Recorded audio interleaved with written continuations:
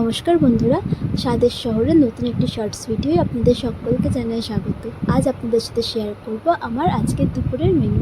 আজকের দুপুরের মেনু বলছি ঠিকই, বাট এটা আমার আজকের দুপুরের মেনু ছিল না, এটা ছিল আমার রবিবারের দুপুরের মেনু।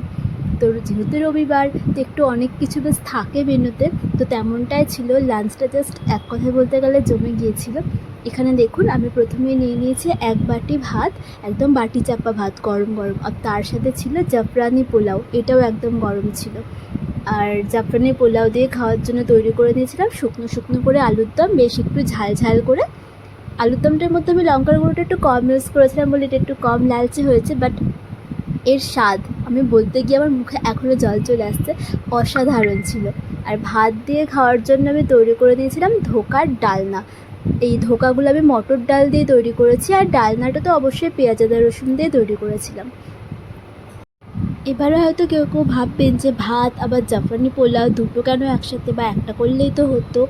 একটাই করেছিলাম, ফার্স্টে পোলাও আর আলুর দমটাই তৈরি করেছিলাম, কিন্তু হঠাৎ করে শুনলাম যে গেস্ট আসছে, বা তখন তো আমি সেভাবে পোলাওটাকে বাড়াতে পারবো না। তো ভাবলাম আগের দিনে ভেজানো মটর ডাল রয়েছে, সেটা দিয়ে একটু ধোকার ডালনা তৈরি করে একটু ভাত তৈরি করে নিই।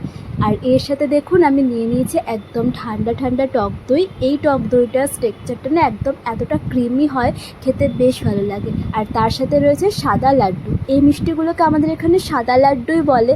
আমি জানি না আপনারা যেখান থেকে দেখছেন সেখানে পাওয়া যায় কি না, বা সেখানে কী বলে এই মিষ্টিটাকে। আর ছিল এক টুকরো লেবু। ধন্যবাদ।